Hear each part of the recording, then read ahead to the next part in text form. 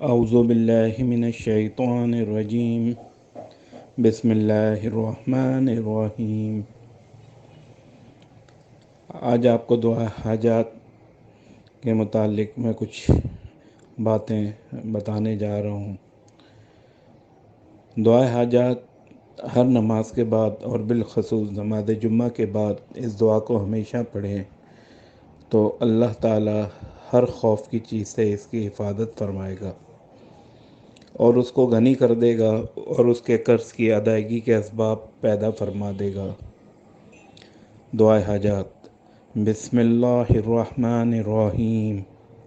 یا اللہ یا احد یا واحد یا موجود یا جواد یا باسط یا کریم یا وہاب یا ذا الطول یا غنی یا مغنی یا فتاح یا رزاق یا علیم یا حکیم یا حیو یا قیوم یا رحمان یا رحیم یا بدیع السماوات والارض یا ذا الجلال والاکرام یا حنان یا منان نفحنی منک بنفحات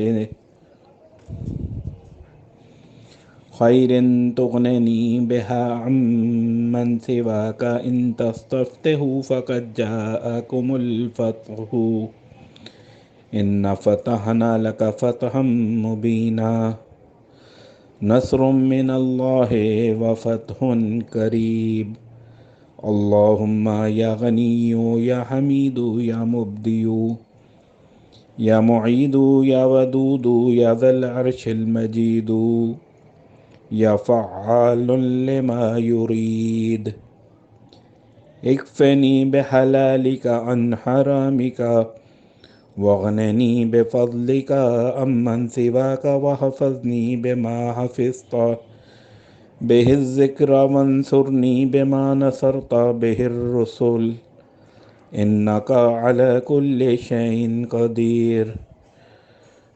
صدق اللہ العظیم۔